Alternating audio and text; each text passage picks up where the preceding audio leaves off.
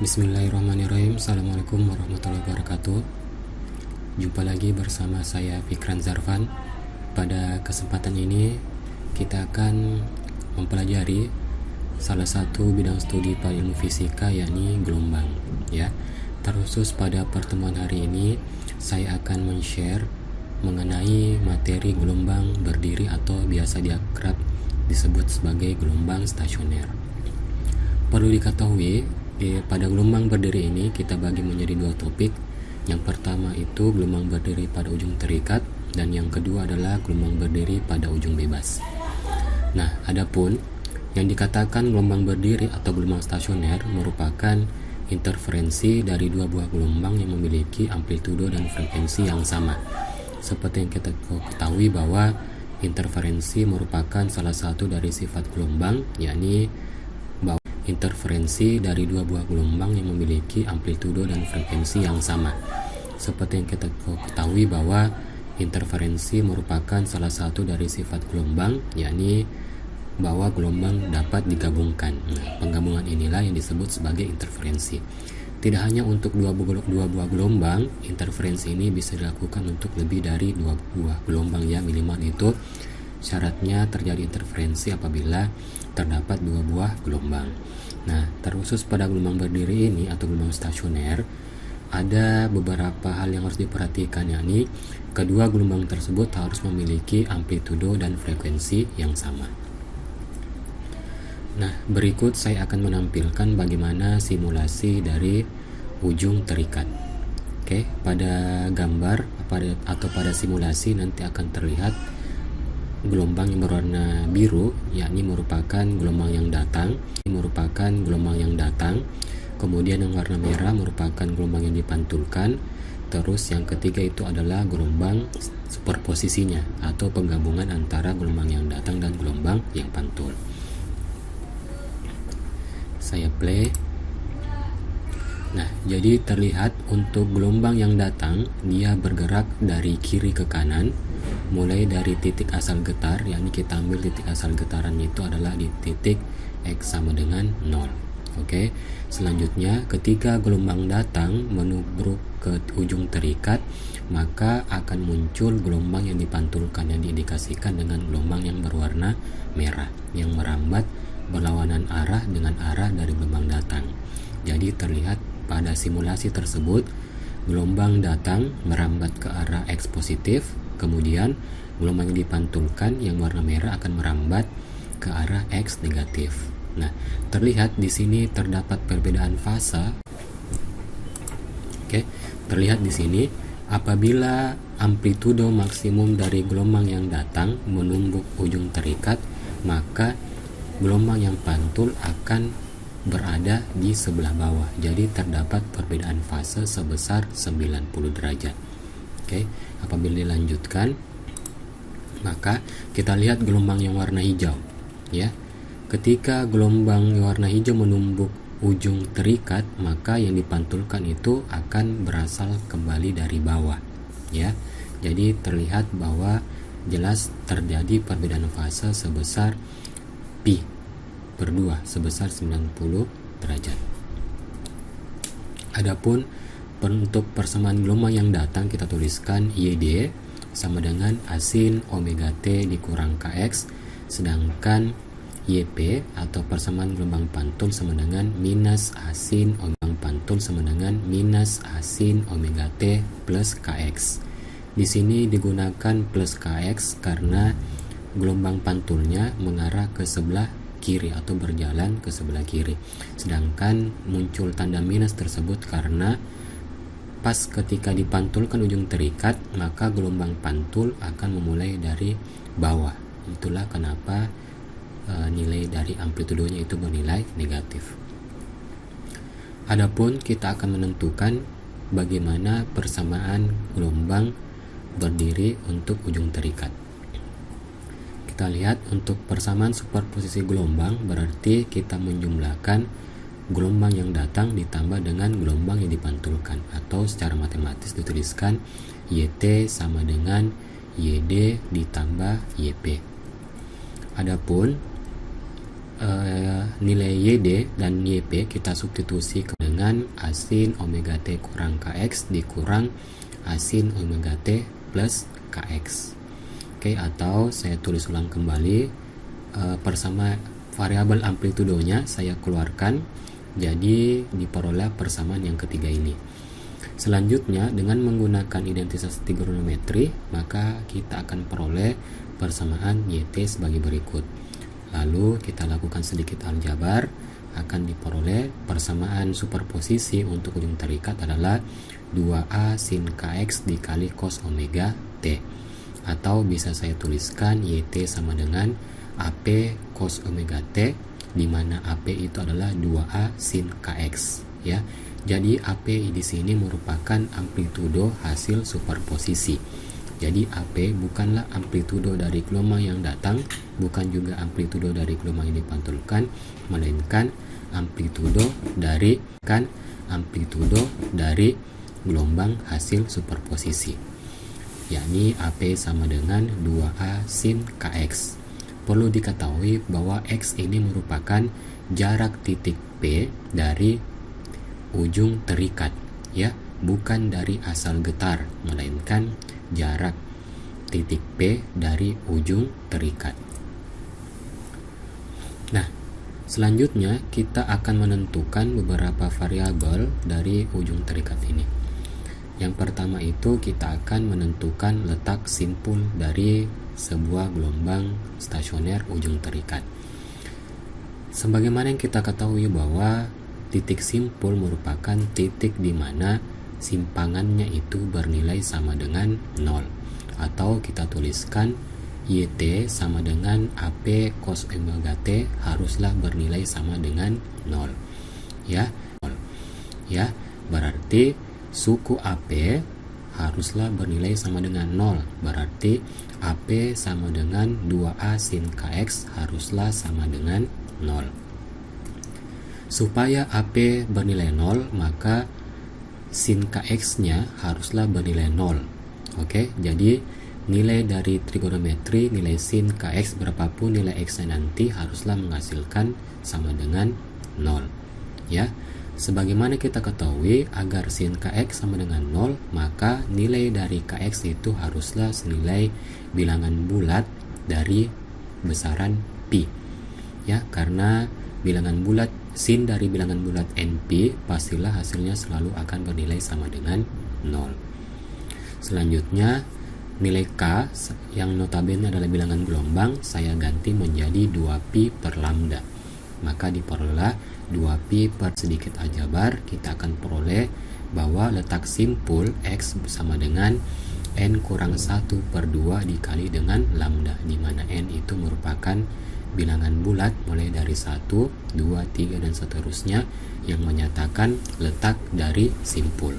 Sebagai contoh, pada gambar di atas kita ketahui bahwa letak simpul pertama, ya, letak simpul pertama dari ujung terikat berada di X sama dengan 0. Diukur dari ujung terikatnya, ya, bukan dari asal getarnya.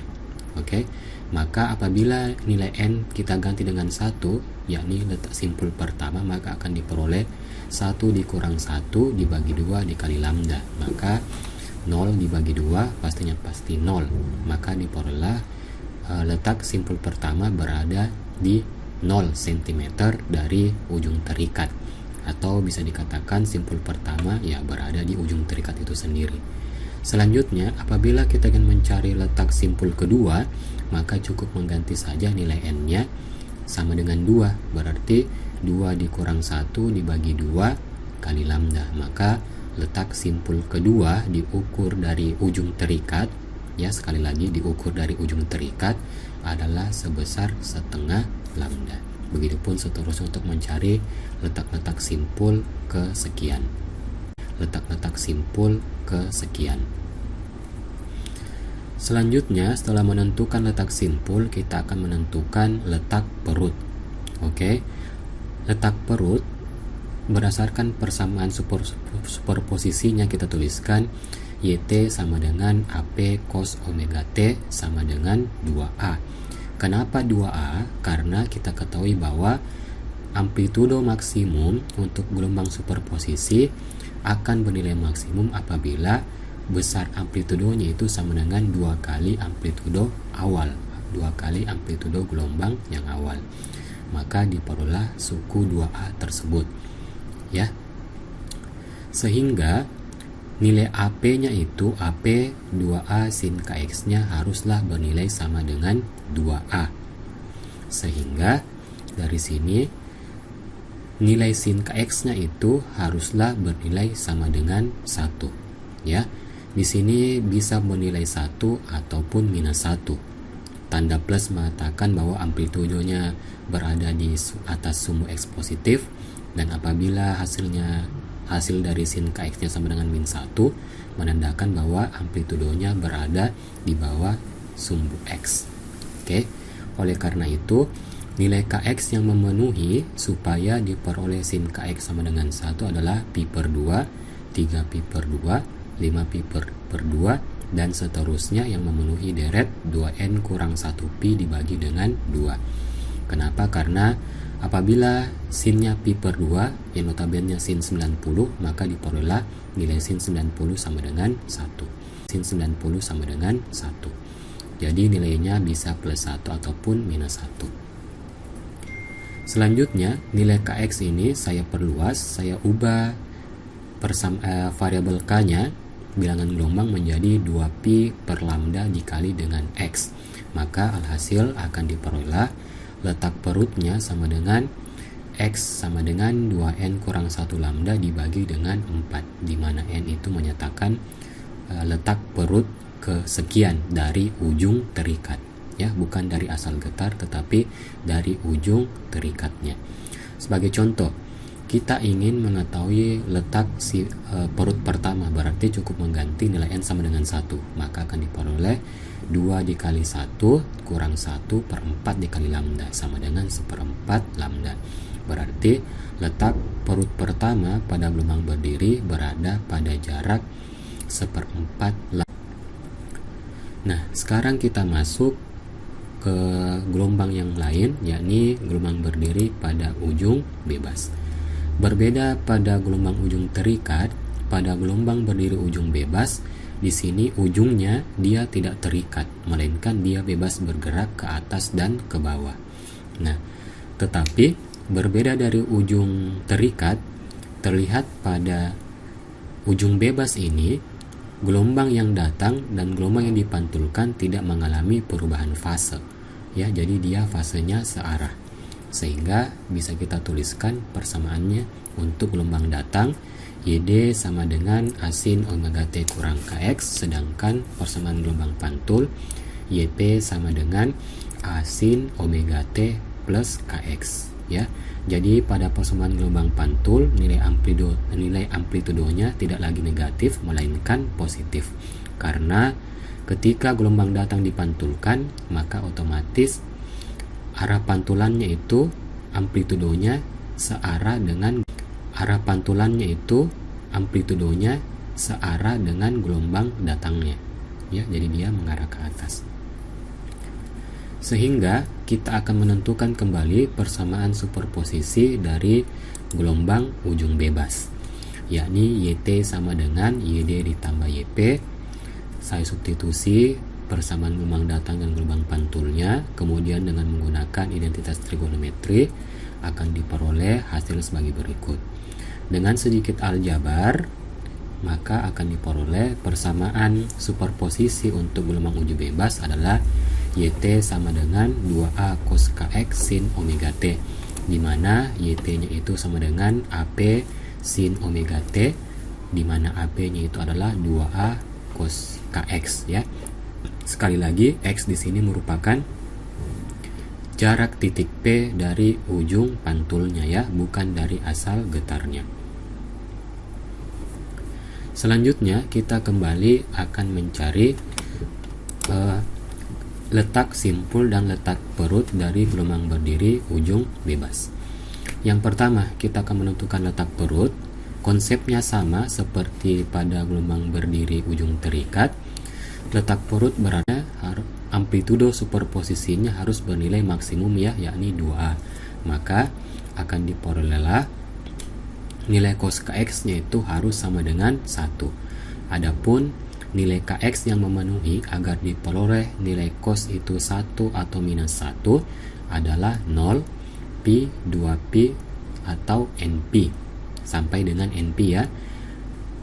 Lalu bilangan gelombang K saya ubah menjadi 2pi per lambda, maka akan diperoleh 2pi per lambda dikali X sama dengan 0 pi 2pi sampai dengan np.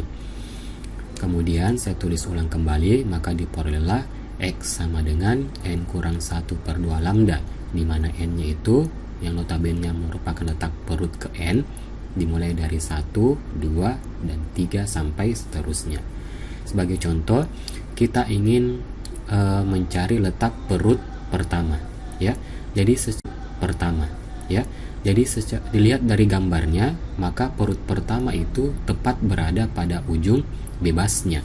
Maka otomatis jarak perut pertama dari ujung bebasnya itu adalah 0. Nah, kita ganti saja nilai N-nya. Letak perut pertama berarti N-nya sama dengan 1.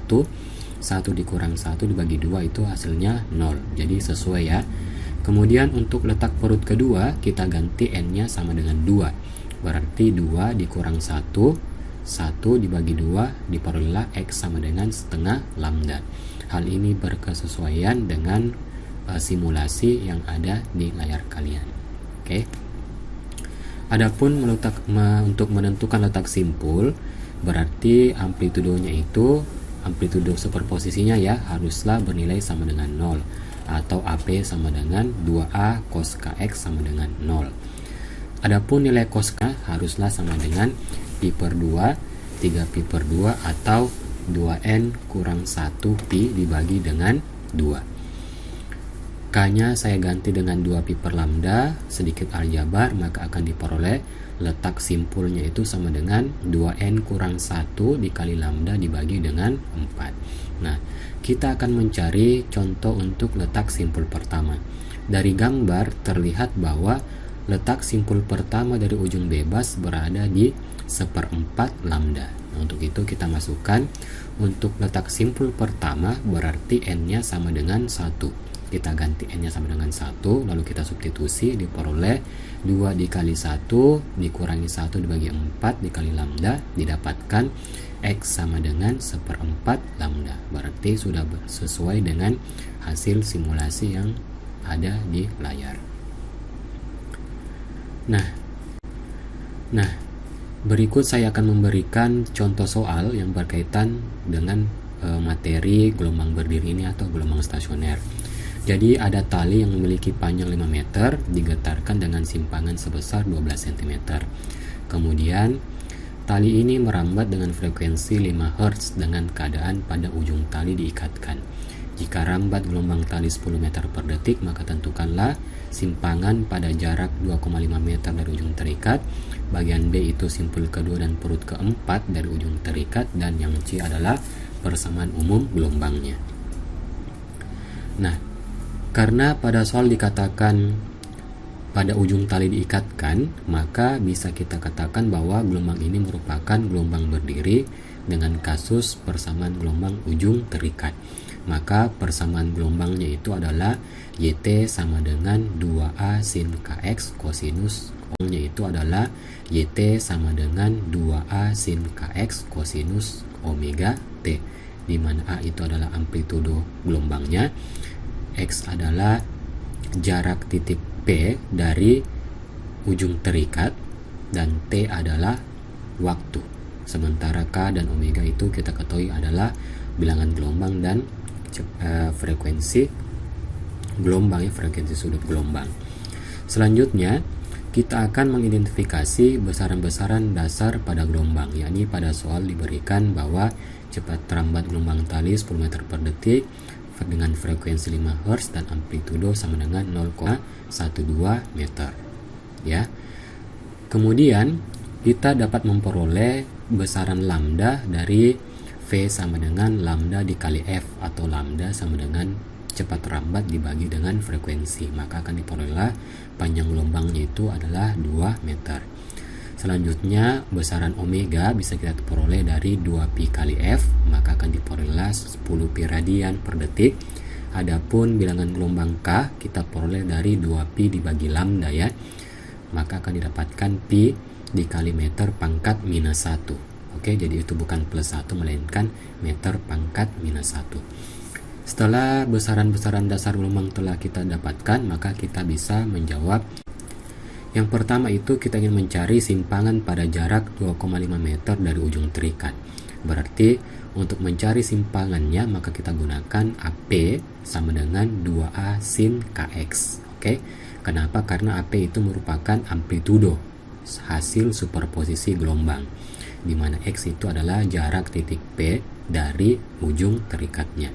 Maka dengan memasukkan nilai 2,5 meter ini dengan nilai K serta amplitudo, maka akan dapatkan amplitudo di titik P itu adalah 0,24 meter.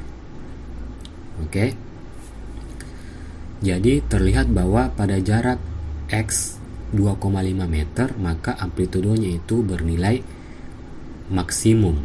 Ya, kenapa? Karena dari persamaan YT 2A sin KX cos omega T, maka YT akan bernilai maksimum apabila nilai sin KX dan maka YT sama dengan 2A. YT maksimumnya sama dengan 2A, dimana kita ketahui bahwa amplitudonya itu 0,12, berarti YT itu sama dengan 2 dikali 0,12, maka akan didapatkan hal yang sama sebesar 0,24 meter.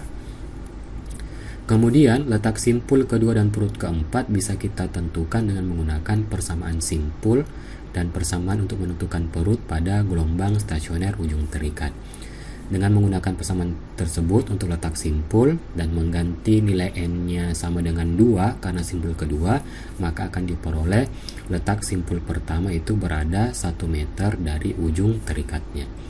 Adapun letak perutnya itu dengan menggunakan persamaan perut diperoleh letak perut keempat, berarti N-nya kita ganti 4, dia berada di 3,5 meter dari ujung terikatnya.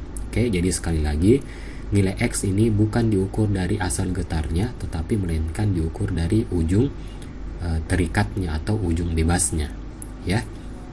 Maka dari sini kita bisa memperoleh persamaan umum gelombangnya, yakni YT sama dengan 0,24 sin PX cos 10 PT, di mana nilai K-nya itu kita peroleh 10 PT, di mana nilai K-nya itu kita peroleh sebesar pi dan omeganya itu adalah 10 pi.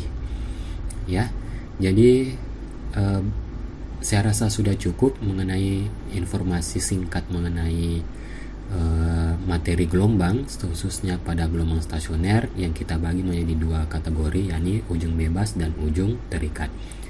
Semoga dapat memberi manfaat kepada kalian semua. Oke, kalau begitu cukup sekian dari saya. Mohon maaf kalau ada salah kata. Wabillahi taufik wal hidayah. Wassalamualaikum warahmatullahi wabarakatuh.